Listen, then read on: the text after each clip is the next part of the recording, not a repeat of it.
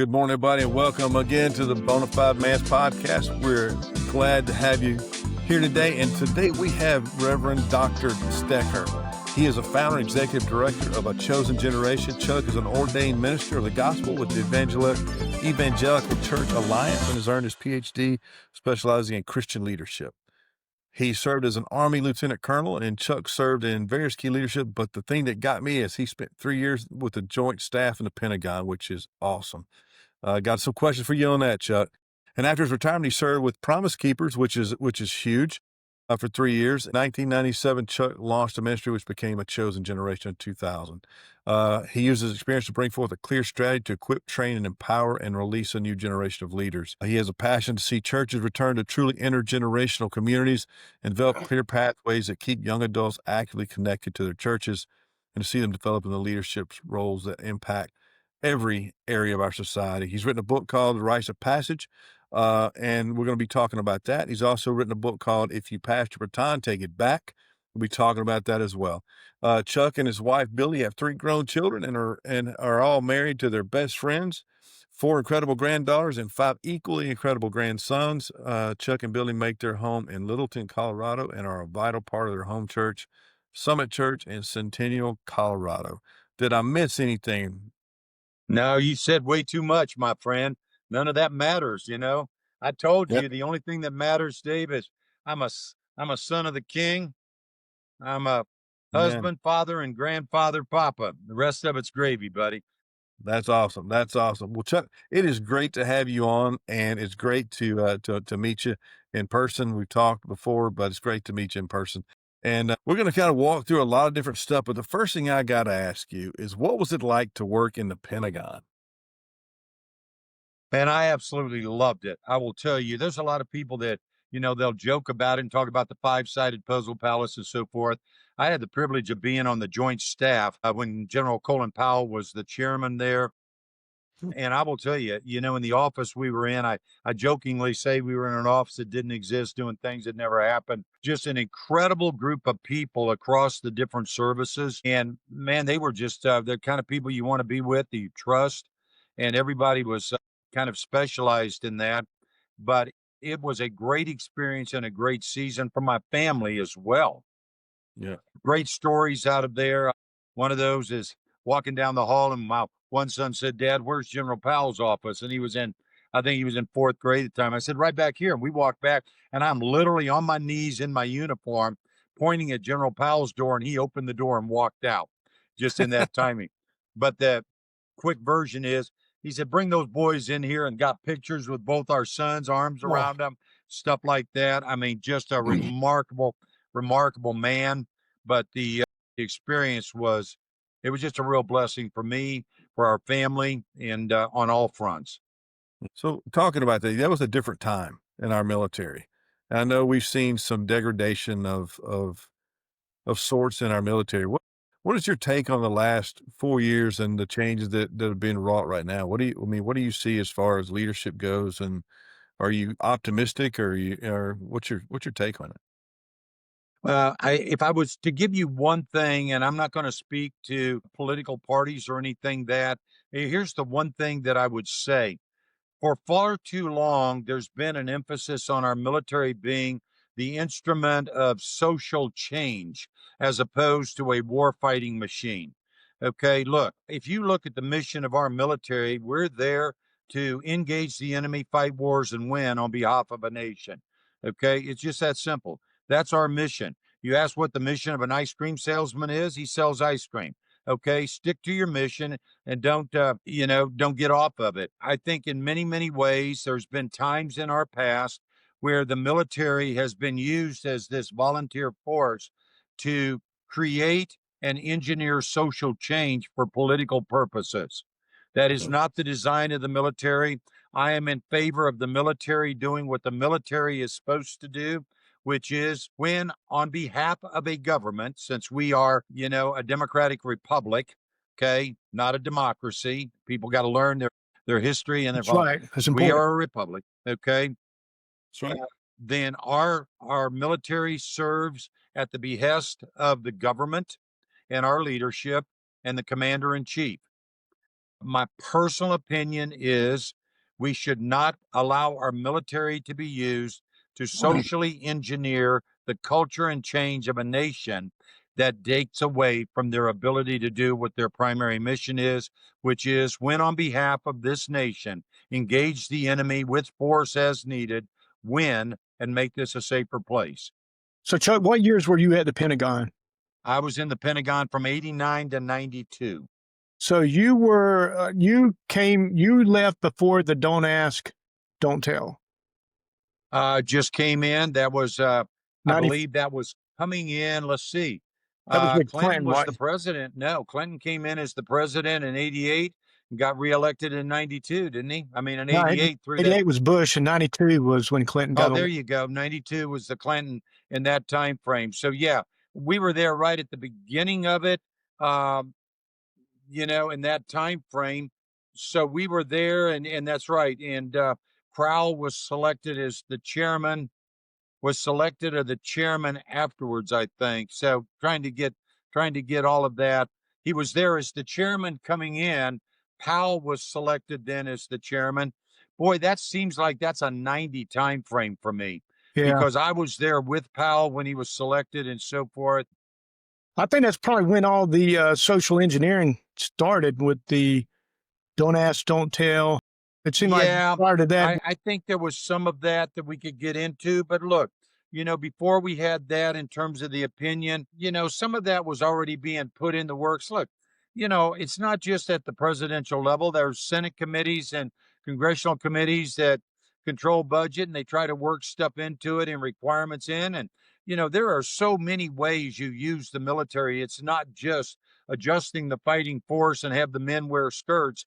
It's what we do medically, things of that nature in terms of what we allow, and so forth. There's so many other ways that undermine the military or can undermine the military, if that makes sense. So you're pretty excited about what's happening right now with Hegseth getting in there and kind of going back to purpose? Look, I would say, let me pull up just a hair. Okay, there you go.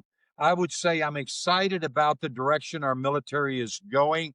I think Hegseth is in there for a reason. And again, I steer away from the political ends of things. I've served under presidents of both parties, and I saluted and did what I was supposed to do. Okay. So I like having a war fighter in the Department of War. I mean, let me just put it that way. I like having a war fighter in there that. Now, he takes some heats. He's made some decisions that are questionable at times. And I said, people say, well, what about that? He did this and this. And I said, look, let's get over this nonsense. We've had one man that was perfect and we crucified him at 33. Get over it. Okay. I mean, if you're making a comparison and picking out this versus that. So I look at the culture and what's taking place. Recruitment has skyrocketed. Okay. I mean, literally skyrocketed in our fighting force, our Army, Marines, things like that, so forth. Okay. I think that's an indication of how young people feel about the military, despite all of the stuff that's going on in our campuses, to the contrary of our nation. So what year did you go? What year did you go into Promise Keepers? Were you still in the military? We went into Promise? No, let me tell you how that happened in 1992. Actually, the early part of 92. You go back to 91 and I'm in the slow reading group. God didn't just say, the Hallelujah choir and the angels sang and boom, I was a different man, but I was on a journey and it took a long time for me to try to, get some things right in that.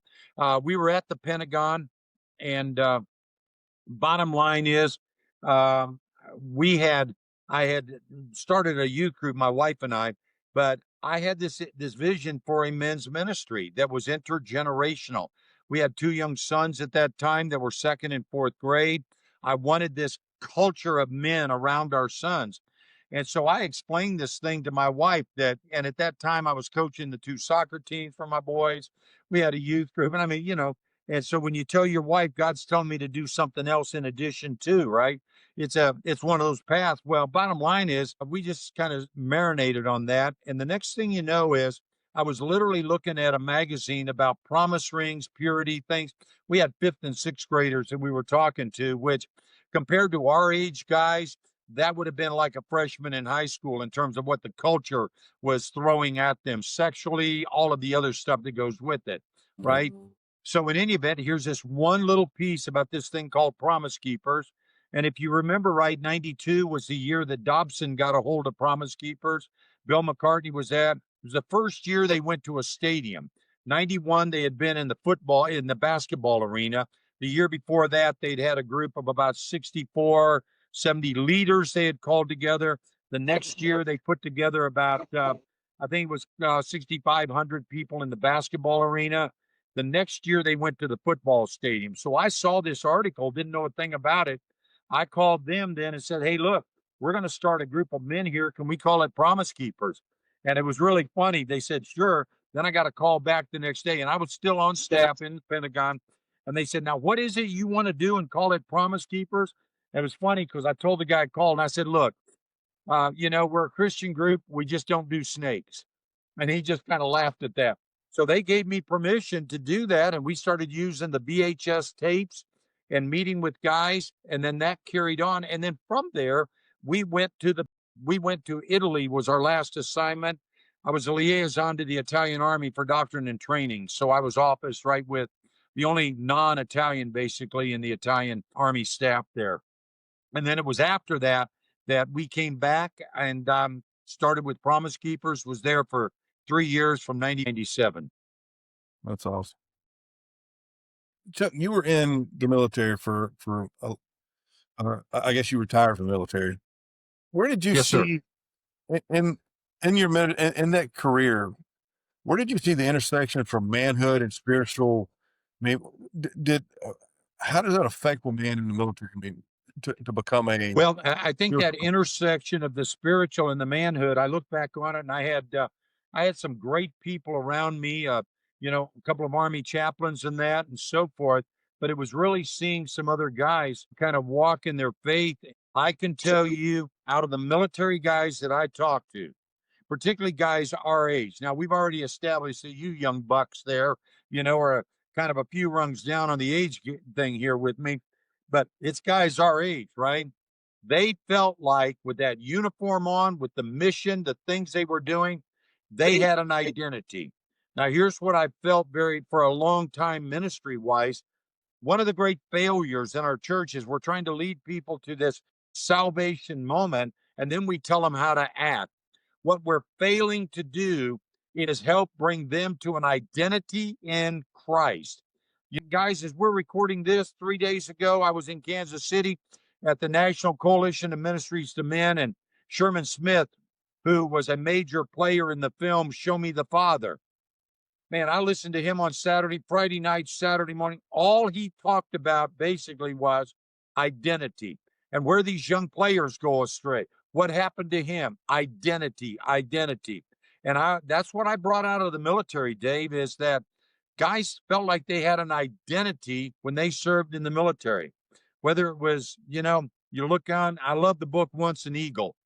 And if you haven't read that, it's kind of crazy, but bottom line is there's a story in that book where this gal speaks to the general and he's got all the words on. She says, all you military guys, you wear all of that stuff on your uniform.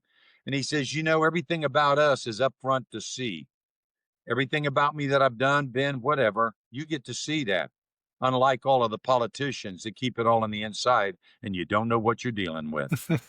It's pretty good. And I think while we can talk about whether it's a set of, jump wings or a Ranger tab or Special Forces tab or anything like that, right? It's the fact that there's identity there and guys are longing for that. Yeah, that's awesome. So how do you, I think a lot of military, they take great pride and it's all about honor and all this. So how do you define honor for a man, and how does that relate to virtue, not just in himself, but in the way he treats others? Okay. Well, you've asked 3 questions at one time, Dave. You want to zero in on one of those? Not really, but if you need me to. So how do you define honor So for a let's man, talk and about how does the that issue relate of honor. to virtue? Okay, let's talk about this issue of honor. Virtue is a characteristic, honor is an action. Okay, to extend honor, right? We can use words like respect, but it goes far beyond that. Okay, there is almost this dignity. When we look at honor, that word really, to give honor to a person. Here's the issue, okay? Here's the failure in the word honor when it comes to men. And that is far too many men have been taught to honor the things that are important to them that will help them rise. They give honor to the person that has something to give in return, right? The greatest test of honor is how you honor a person that can do nothing for you, right? Now that means pay, what you're doing is when I say honor, okay, I'm talking about attaching high value, okay? Now, what happens is people honor because of the value of the relationship. We've got a son in DC and we laugh and they say, in New York, your status is determined by the amount of money you make. In LA, your status is determined by the kind of car you drive. In DC, your status is determined by who you know. That's it. Well, the bottom line is when you use the word honor and you mean to give and attach value, right? I honor this person. I value them. Well, the biting moment is, do we value them because of what they can do for us?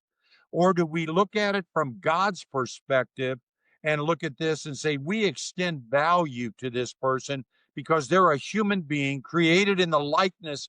When God said, let us create man in our likeness, right? Do we honor someone and attach value because we acknowledge? And I'll tell you what, then that crosses political lines, it crosses gender lines, generational lines, and culture lines when we understand what the true meaning of honor is. That's a lot to unpack. And thank you for that. So, what is the difference between honor and virtue? You said honor is an action, virtue is a characteristic. That's a quality in my mind. A person who is virtuous, exudes this characteristic of a person. And that word virtue has a lot to do with that. You know what I'm saying? The word virtue, it has to do with purity. It has to do with cleanliness, but it deals with this honesty and this characteristic of someone that you can trust and believe in. So, whereas honor is your action toward them. Virtue is what you see in them. Okay. So where do you think we're missing the step of teaching virtue to our this generation's out there now? It seems like we've lost quite a bit of that over time. I think my generation probably had a lot to do with not teaching our children the right things at some point. But where do you see the biggest downfall, and what can we do about it? What can we as men change? I think what we've done is we've taken words and we've made them too big that they look unachievable. Okay, be a man of character, a man of virtue in this, when we just need to be talking about how do you act as a man? I'm going to give you an example. Okay, I was just at this meeting. There was a young man there, and I walked up and I shook his hand. A great young man, Christian, right? 19 years old. And he sat there. Now, he's at a meeting with men, and he is a solid citizen. But I looked at him and I said, look, I probably see more in you than you see in yourself. So let me just give you one thing about men, since you're in a company of men. Real men never shake hands sitting down. That's it. And the young guy stood up, shook hands, gave me a hug, and you looked at him and he says, I won't forget that. So here's what I'm saying. What we've done is we've used big words that give them no bite-sized morsels of things they can accomplish, right? So one of the things, and you read my bio there, one of the things that I'm probably most proud of, I'm an assistant football coach for a high school. By the way, just so everybody hears and knows, I'm 78 years old here in a couple of weeks, and I'm on the field with the kids as a football coach. But get this. I wasn't hired as a football coach for a position or a skill set. I have the title of assistant football coach for character. That's what I do. probably the only one in the state and one of the few ones in the country. The head coach there I've worked with him for 9 years. He got hired at this job at Wheat Ridge High School here in the Denver area. And the AD sat him down, said, "You're hired. Here's the slots for the number of coaches in your budget to hire." And he looked right at it and he said, "The number one there will be my character coach." And he said, "What?" He said, "It'll be my character coach." And, he knows what character is. He knows what coach is. Nobody had ever explained that you hire somebody just for the purpose of character, right? Well, bottom line is, I interviewed with the AD, who has become a tremendous friend. Communicate with him every week, okay? In addition to the football. Got it? And then we go through this process, and he came up and he says, "We have seen," and it's been 4 years. We just finished our 4th season, and so forth. But we were talking, he says, "Chuck, the whole culture is changing, over time on what we're seeing, and so forth." And I'll tell you one great story there. I got one young guy, I didn't know him. He came in, transferred, senior year, hadn't been on the team. And I watched this kid at our first scrimmage, and I was there. I walked up to him and I said, "Son, I don't even know you, and you don't know me. But let me just tell you something. I'm going to be on you with every breath you take, every step you take, and I'm going to be on you like white on rice. Buddy, just get ready." And he kind of looked at me, had never met me before. And I said, you want to know why? And he said, "Well, I was kind of laughing and joking around." I said, No. Football's supposed to be fun. You're in a great season." I said, "You got so much leadership in you. You're either going to lead other players on this team down the wrong path or the right path. And buddy, I'm going to stay on you till it hurts. Okay. Because I want you to lead people down the right path and be that." About 4 weeks ago, this kid, now I didn't know this. I told the head coach this, and he laughs and he says, "Holy cow, Chuck, how in the world did you know that?" I said, "I didn't. I just watched the kid out there and seen it." He said, "Chuck, he transferred in. He's already been thrown off the baseball team. We went to a camp for football at a local college, right? He got in a fight with one of the college coaches. He said, we don't even know if we want him around." I said, "No, you do. And I'm going to be on him." About 4 weeks ago, my wife and I were walking out of the stadium after it. His mother takes care of disabled people. That's her job. They live in house. The grandmother was walking along. My wife and I were talking after the game. Grandmother turned around and said, "I know who you are." And I said, "Well, a lot of people do if you've talked to my parole officer." But, and we laughed about that and everything. She said, "No," she says, "I'm so-and-so's grandmother." I said, "Oh my gosh, what a great young man, what it's been to work with that guy." And I've watched progress with him all the way through. By the way, he didn't want to go to college. He was just going to be a hunter, a guide. He asked me last week if I'd write a letter of recommendation. He's got 3 colleges he's already applied to and more. His grandmother looked at my wife and I, and she said, "The greatest decision we ever made, and didn't realize it, was transferring him to this high school. Greatest decision." And she says, "Awesome. Because of the culture here on the football team and the coaches." And I said, that's what we want. It's Dabo Sweeney that says, we can win championships and all of that, but if we're not helping young men who will ultimately become husbands and fathers, be better husbands and fathers, then we, the coaches, have failed them, not the system. Yeah. And so it's the same way. So to answer this, Dave, in this example here of where we failed to break it down in achievable steps for young men. And most of that comes because we haven't walked alongside of them. Okay. We have allowed our culture to separate the older from the younger. And listen, even in churches, the bigger a church gets, the more they're separated by age, gender, and special needs. Okay. And what we know is these young men are crying out. And look, the young ladies are too. Let me just tell you this. I've got a couple that, in business, I meet with them. I tell people I don't date. I don't pick them up. If they want to meet and coaching and mentoring, we will meet in a public place separately and we leave separately. You know what I'm saying? And we sit openly in public. You know what I'm saying? Nothing private about it. But I've got a couple that I've met with regularly, in the business, stuff like that. So hungry for older people, particularly men, because of a father issue in our nation. Okay. Go ahead, Marty. Okay. Well, you're talking about older men, and when you write if you pass your baton, take it back. What does purpose look like for a man who feels like he's gone past his prime, that, the guy. The only reason he feels like he's gone past his prime is because the culture's told him he has. When you talk to people, I talk to these older men. I mean, look, all of the commercials with the Arnold Palmer, Nancy Lopez, that what success is supposed to be is moving in Florida away from your family and playing golf and shuffleboard every day. I mean, that's enough to make a real man want to puke, let me tell you. Okay. The reality of it is that they have now succumbed to the system that told them their days had come and gone. It's time for them to pass the baton. It's time for them to give another generation a chance. And all of this nonsense, that one, it's not biblical, but the fact of the matter is it's damaging them, and it's withdrawing from younger men in particular the opportunity to have older men just be present for them. Okay. So we've got to take responsibility as a culture and change that and invite them back in, challenge them back in to that process. Okay. And I will tell you, men are hungry to get it. And now here, I'm going to give you a couple of examples on this of what we need to do in a sense. One, we've got to change and understand that men has gotten older, they've changed. I always use the example. I told a group of men this 3 days ago, 44 years ago. Okay. I know this to be true because my oldest son is 44 and he was born during this time. I was the commander of an airborne ranger company in the 1st Ranger Battalion in Savannah, Georgia, when that son was born. I was jumping out of airplanes at, 1 o'clock in the morning with a 90-pound rucksack, and then we'd go 12 miles. Okay.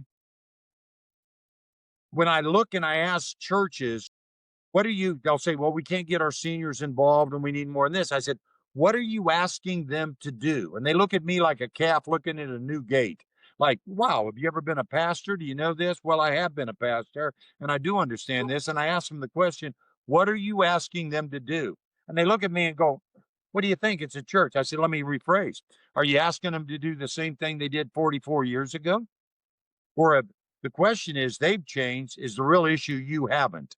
You haven't identified where they're at and what their strengths are now.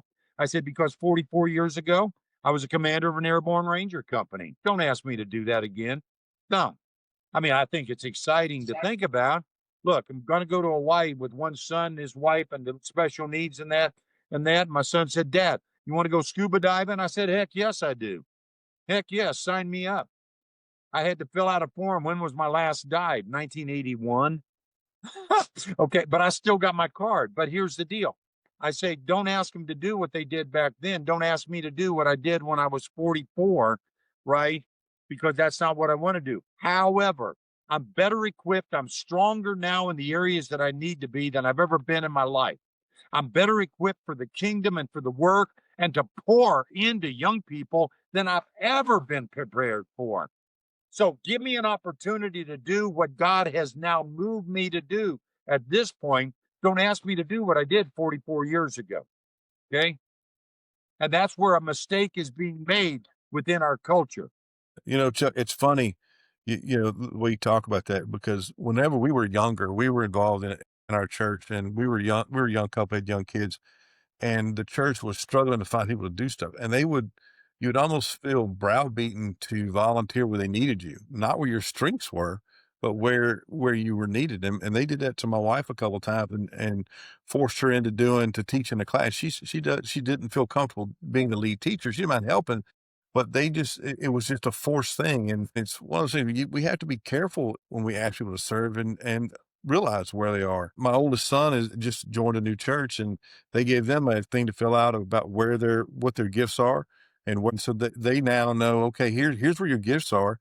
Here's the things we need to volunteer in that area. Do any of these interest you? And he said, we expect you to choose something. We expect you to be involved in our church. And he's praying now about what God's got for him to do in the church. And I thought that was a really, really good way of doing it. Take a test. Hey, here's your gifts. Here's what you got to do.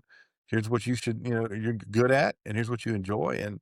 And so he's now plugging into something that fits his gifts, not just where they need them. So I think that's critical. Dave, let me tell you something. One of the things we do, we teach a day-long seminar on if you passed your baton, take it back. Okay. And we go through this, and midday, we give them, the participants, they get a spiritual gifts test and a personality test.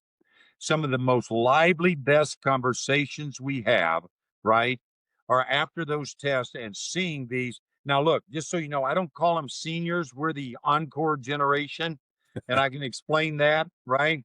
But don't call me a senior. I'm not in the over the hill, under the hill, whatever the hill, group it is. I'm not in that. I'm in my Encore. But I'll come back to that. But we give them a spiritual gifts test and a personality. You would be amazed in these conversations, just that, like the eyes opening up. That, well, I knew I had that gift before, and it's like they think when they reached a certain age, their gifts expired. What's God say? The gifts and calling are without repentance. That's God's word, not mine. I'm not making it up. That means what He planted in you, He will develop. So some of the things you're seeing as a gift now isn't new. It's a gift that was there that was now developed over the years that God's ready to use now. Okay. And you don't want to get ahead. So let me come into this Encore thing for just a second. Okay. We realize that when we call people into this senior, they respond as seniors. It's got this connotation. Well, they're kind of out to pastor and that. I said, no, I'm not a senior. I'm in my Encore. I got to hear Andre Bocelli one time in concert, and we've seen others, but it was absolutely amazing listening to Andre Bocelli. Okay. He did 3 encores. Now, here's the thing about great performers. You ready? They're ready for the encore. They know what they're going to do, and they know that's what they'll be remembered for. You got it? They're ready for the encore. They know everything in life has moved them to be ready for the encore. They know in advance what they're going to do, and they know this is what they're going to be remembered for. You get it? Yep. And so I watched him do 3 encores. Man, tell you what, nobody left the place. It was out, in the Pepsi Center or whatever here in Denver. I watched Mercy Me at the Red Rocks, that big amphitheater up in the mountains. Everybody stayed till they came back and did one song. I can only imagine.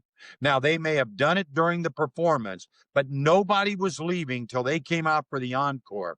They knew when they were ready for it, they knew what they were going to do. And guess what? Of all the songs they sang, guess what people were singing when they left the concert, all the way down to their cars? Yeah. Every one of those words. Yeah. So when we get this senior group, and I'm not real fond of that term, when we convince them they're not in their senior years riding off into the sunset, but everything in life has prepared them for the greatest encore of their life, and this is what they're going to be remembered for, and God has moved all of the sun, the stars, and the moons into alignment for their encore, and man, it's going to be the greatest season of their life. And it's not going to be anything like, it's going to take all the good stuff from the pre-season. This is going to be a new one for you, and it's going to be amazing. And when you help people into that encore, right? Compared to this idea that, well, you've reached an age, Dave, you and Marty, where it's time to pass the baton and give a chance to the younger people. I mean, my wife says there's 3 M's in my life over the last 40, 50 some years: marriage, ministry, and the military. And she says, when I open my mouth, she never knows which one's coming out. Used to scare her. Now she'll sit back and I'll say something. She'll look at everybody. She'll go, now, see, that's the military still coming out, not the ministry, in that part there. But, when people say, well, you're a senior, aren't you? I have people saying, are you retired? And I go, well, I'm not sure that, that word's not in the Bible. Yeah. That's kind of like a swear word. We're making something up to hurt people. I said, now, you do need to understand there was a great retirement ceremony in the Bible. You probably read about it several times. Gorgeous retirement ceremony. Yeah, it's called a funeral. It's funny. We often do that. We look at the older people in our congregation and we say, okay, you know what? They've earned the right to sit back and not serve. Well, there's so much wisdom that we're leaving on the bench, and Hebrews, I think it's in Hebrews 10, we always quote that as, not neglecting to meet together, about going to church. Well, the first part of that says, let us consider how to stir one another up to love and do good works. So how do we bring the most out of all of us that are coming together? What do we need to do to bring your gifts out? And I think we're leaving a lot of the younger we're leaving out, because there's some young people who have great gifts to do great things, and you're not ready yet. You're too young. We put them down, and then we push the older ones out and say, you know what, just sit back and enjoy it. And yeah, I'm like you. I'll never retire because I don't need to. I'll lay down and die if I retire. So I'll always keep going. And I know people who are trying to retire at 50, 55. I'm like, man, that's not me at all. Yeah. And if you can help them understand that there's a difference between retire and refire, that if what you're looking to do is get to it. I'm going to tell you a story in terms of we use the word retire, right? I told you as we talked earlier on this, it's about a chapter that's in one of the chapters in, if you passed your baton, take it back. I was teaching on this subject. I had about a 4-hour seminar several years ago down in Louisiana. And gal came up to me, tears in her eyes. She says, "Gosh, I wish my former pastor could have heard this message." Well, there are key words there, former being one of those, right? And I said, "You got a story to tell. I want to hear your story." She said, "Well, my mom and dad, they were born into a church. I mean, literally, infants, born, two family. They grew up together, fell in love, got married in that church. 3 of us kids got dedicated into that church. And then we came to know Christ. We got baptized in that church. Our families are in that church. Well, my dad got to this retirement age and he went into and this is where the story about learning what you do with us, right, is part of it, teaching some young leaders. But anyway, went into the young pastor and he says, "I am where I've wanted to be for years. I can serve in the church full time. You don't have to pay me a dime. I got all my finances in place. I have full time. Tell me what you want me to do." The young pastor had nothing for him, couldn't answer the question. He ultimately went in 3 more times begging the young pastor to give him something to do. Couldn't come up with anything. And the lady told me after a lot of prayer and a lot of tears, they left the church, found another church. And she said, of course, all 3 of us kids in our families went there to be with them community. And she says, he is now in that church. And I said, "What's he doing?" She goes, "Everything." I said, "Really?" She goes, "He gets up in the morning, he has breakfast, mom kisses him, and he goes to work. And he is happier now, stronger now. Mom's thrilled, everything." And I said, "Guy, what is he doing? What's the job they gave him?" She said, "Everything." I said, "Okay, let's settle this. If I asked him, what's your job at the church?" She goes, "Oh, that's simple. He would tell you he's a small group leader for the middle school boys. They love him and he loves them. He does all of this other stuff, but at the center of it, he gets to sit every week and stays in touch through the week with this group of middle school boys." Right? Awesome. So, now here's what he told his pastor, by the way, and I miss when he went into the pastor the first time, he says, "I can do anything you want me to do. I just can't drive at night. Anything you want me to do. I just can't drive at night." And the bottom line is he goes, and that's what we named that chapter, "I just can't drive at night." Well, there's a lot of things I can't do at this season in my life. Frankly, I don't even want to try to do those. It'll hurt me and hurt my family and anybody around me. Some of the physical nature and so forth. People ask us, they started cleaning up the church after something and folding up everything and carrying all of this stuff. And my wife looked at me and she says, "Should we help?" And I said, "Why? And take a job away from somebody that really enjoys doing it? Not in a million years." Okay. I would cheer them on and pray for them. And we watch and we stick around and we encourage them, right? I didn't lift a chair and I didn't lift a table. That's not my job right now. Okay. I'm a couple of weeks and 2 years away from being 80. I'm not here to build anything, lift anything, or carry anything. They got people that really enjoy doing that. Okay. Yeah. But I can certainly build them up in the process and help them get stronger. You see what I'm saying? Yeah. That's awesome. That's awesome. What do you So, think the greatest misunderstanding Christian men have about what masculinity looks like in their faith and in their church? What do you think men are missing whenever it comes to service and the community and the church and their faith?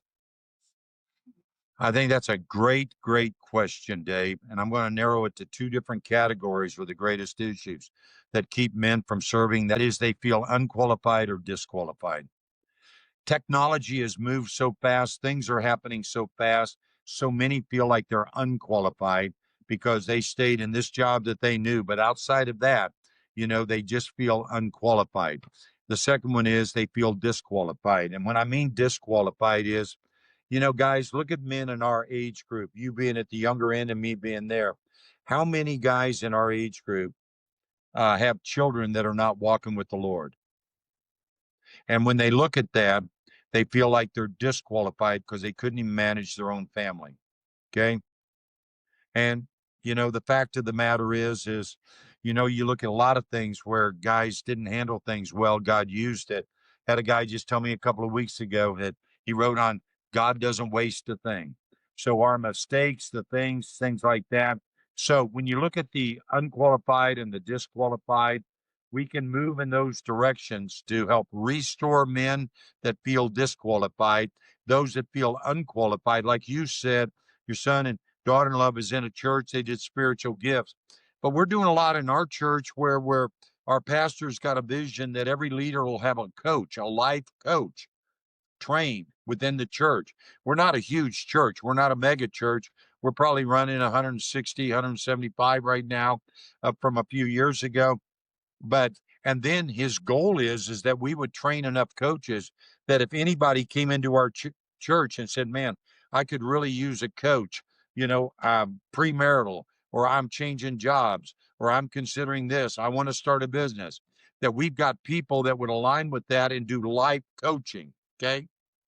And I'll tell you, it's one of the most powerful things there. And people now, we've run out of coaches for the number of people that like to have them. I mean, it's that desperate for people that so forth. Man, we've got in my mind, a lot of this epic Encore generation that learning to walk alongside, simply asking questions, right? I'm working right now with, oh my gosh, one guy just turned in his 70s, one guy in his 60s. I got one guy in his 50s who said, look, I don't know how to be a man, a husband, or a father. And I'm supposed to be all three right now, and nobody's ever helped me. Okay. And I'm meeting with him regularly. There's a whole series. Got a young guy that's 20 some years old. He's looking at graduate school and stuff like that. Meet with him. Got one young guy in Courage. He's 13 years old, and you just work through this in this process. So I think the opportunity is so great if men want to realize that God is not done with them. He's not. If you got up this morning and took a breath, can I tell you, God's not done with you? And one of the things I tell people all the time, you cannot finish a race you quit on. Amen. Can't finish a race you quit on. Okay. Yeah. Marty, you got something? All right. I've got a lot of friends in their 50s like I am, and they have made bad decisions. People I never thought would make the decisions that they made. And it has just been mind-blowing. And I know the passage in scripture says, therefore let he think ye stand, take heed lest ye fall. So I'm not casting, judgment on them. I'm not, coming from a holier than thou or a superior attitude. But then, because of social media, you can kind of see it from 30,000 feet, so to speak. And you see how they tried to reestablish things, and you see how they try to put their life back together in a totally different context. And, when you see people like that and they go astray, and then some of them say, I want to get back at least useful, at least useful. What would be if somebody came to you in that shape and they said, look, Chuck, I used to be this, and I used to make, all these decisions, and I used to have people who looked up to me, and then I got really stupid, but I've come to my senses, and I don't want to just run out the clock for the rest of my life. What would you say to them? It's interesting. Several years ago, I was speaking at a church, young pastor who now is teaching at a Bible school someplace, which is where he should have been. Okay. But he said, Chuck, let me show you something that I'm working on. And so he took me in his office and he showed me this PowerPoint. And he went through all of these stories of pastoral failures. I mean, there were some horrendous stories, okay, it's just incredible. And then we got all through, and he said, "What do you think?" And I said, "Well, that's the first half. Show me the second half." He said, "What do you mean?" I said, "Well, you showed me the first half, but the God's a God of restoration and forgiveness, based Amen. on confession of faith, repentance, right? Then God brings forgiveness and restoration. Got it? All you've done is the first half of the story, so you've just told the devil's story. You haven't told God's story." And he kind of looked at me. He said, "What do you mean?" I said, so I went down through the list. I said, "How many of these guys have you talked to?" Well, none of them. He had just done the research on them, right? I said, "How many of these guys do you know?" None of them. I said, "I know three of them. Three of the guys you just went through, all three have been restored. Where is their story?" Amen. And he just sat there. See, here's the problem. We live in this social media culture where everybody, and I think it's because people think so little of themselves. I really do. That when they see a story of a guy falling, they love that. Because you see, instead of us working hard to elevate ourselves with our gifts, we cherish the part where somebody else fails and it makes us look better. You see what I'm saying? There is so much of that in the politics and in the church and things like that. So I told him, I said, "I know three of these guys personally I've been with that God has restored, and all you've done is told the devil's story. You haven't told God's story yet." So, and I think that's part of it. I think we live in a culture that, without realizing it, loves to tell the devil's story. They forget to tell God's story and open the pathway on this thing. I'll tell you the fun part about this. One of the guys was Ted Haggard. I'm sure we all know the story. It was in, the year that it was in the year, basically the election for George Bush. And Ted Haggard had, we call it, the press calls it moral failure. We call it sin. And Ted acknowledged that. He was the leader of the NAE. He was at New Life Church, one of the largest churches, fastest growing in America. I'd met Ted on several occasions through Promise Keepers and some stuff. But I was actually at another church, different place in Illinois, and I was telling the pastor about this, and he said, "Does Ted know this?" I go, "No, I don't have Ted's number or anything." He said, "Ted and I were roommates in college." He said, "When he was restored completely back, this was the first church I was preaching in that Sunday, just preached in this Sunday night. Same church I had just preached in was the first church that Ted Haggard preached in, right?" In any event, I said, "No, don't have any idea." I came back, it was about 3 weeks later, my phone rings, I answer it, not a number I know. And he goes, "Hey, is this Chuck Stecker?" And I go, "Yeah." And he goes, "This is Ted Haggard." I said, "There you have it." Well, Billy and I, my wife and I, ended up having lunch with him and Gail, his wife.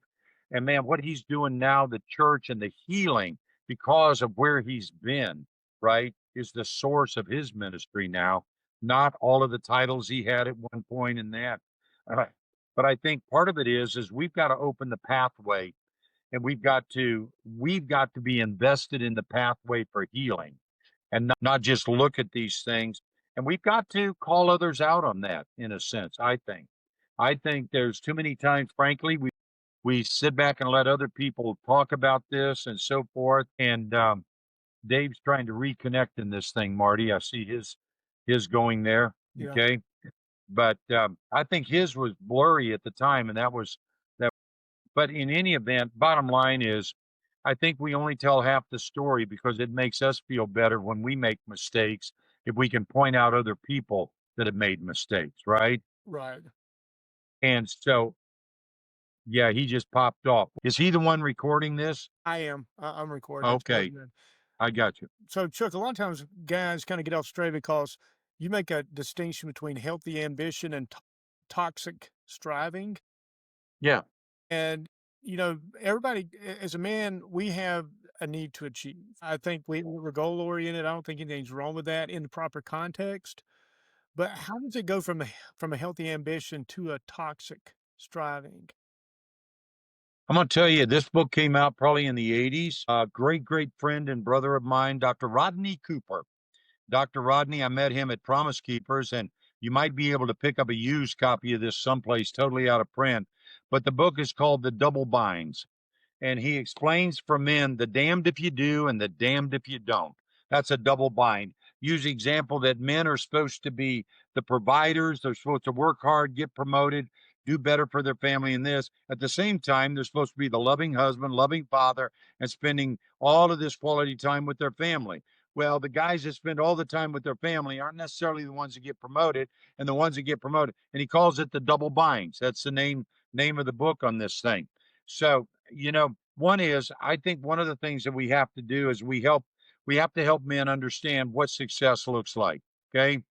And I'll tell you, when I was leaving Promise Keepers in 1997, they were going through this reorganization, and I had a staff in 9 states at that time. I was a regional director. One of my guys called, and my admin was out. I answered the phone. We both had both lines, and I answered. He goes, "Whoa!" He said, "I didn't expect you to answer the phone." I said, "Why not? You called." He says, "Hey, boss, let me ask you a question." He would say that. He said, "When the reorganization's done, will I still be able to call you directly, or will I then have to always go through somebody to get to you?" And I told him, I said, "Let me just tell you something. A promotion in the eyes of God will not always resemble a promotion in the eyes of man." Real simple. And a few months later, we ended up leaving the staff there at Promise Keepers. We got a small ministry, and by many people's standards, you go, well, no, that ministry didn't grow into this large thing. Promise Keepers did, kind of faded and came back. But I tell guys all the time, decide what a real promotion looks like. A promotion in the eyes of God may not always look like a promotion in the eyes of man. Okay. Yeah. And so we got to get that part right, if you will. Okay. Yeah. And I think part of it is helping them understand, what does real success look like?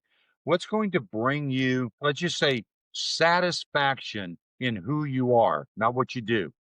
Because the things we do should bring us satisfaction in who we are, not the other way around.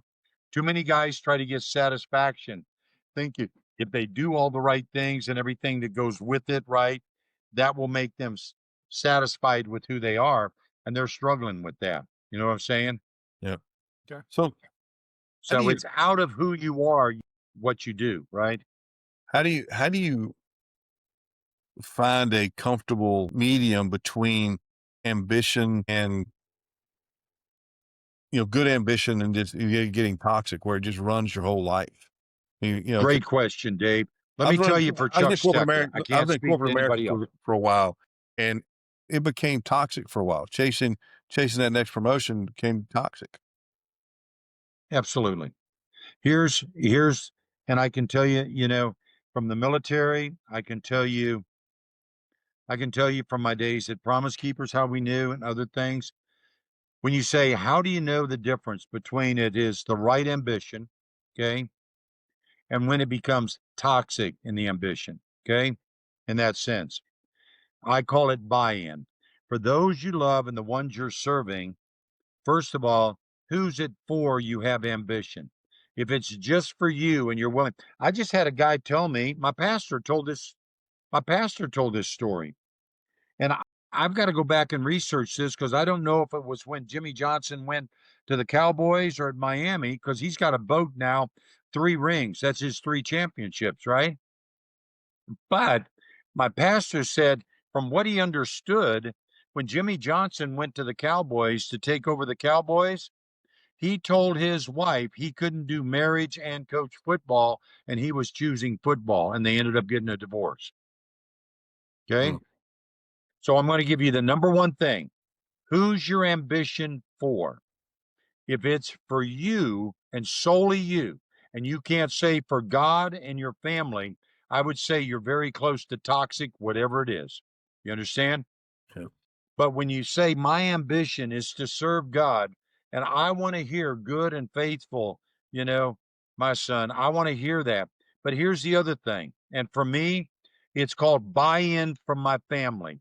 When I started at Promise Keepers, I traveled a ton because, man, we just got started at Promise Keepers in 94. First year, they had a field staff beyond Colorado, all of that, so forth. man, my family was ecstatic. I was gone. They loved what I was doing. They loved the stories. Sometimes they traveled with me. Their buy-in for why I was doing it and I wasn't with them was extraordinary. It was about the end of the second year there. I was there almost 3 years. It was into the third year. I lost their buy-in. When I had to travel and miss a ball game, or I had to travel and miss something, I could see it in their eyes. It wasn't worth it to them. My travel and whatever it is was going to happen out of that, it wasn't worth the trade-off for what they were missing. So I'm going to tell you two things. One, when I know I'm serving the Lord, and listen, that serving the Lord can get toxic too. When you feel like, man, I'm doing all this for God, I'm serving the Lord. And yeah, my family just has to understand and go through that. No, they don't. If it's truly of the Lord, right, they're going to see it with it, right? And with Promise Keepers, I can say, well, I was gone serving the Lord. Guys are being changed in that. They lost their buy-in on that, Dave. And so when my family lost their buy-in, I knew I wasn't doing something for our family. I knew I was traveling for Chuck. Yeah. Yeah. And we made a decision then, just as clear as anything.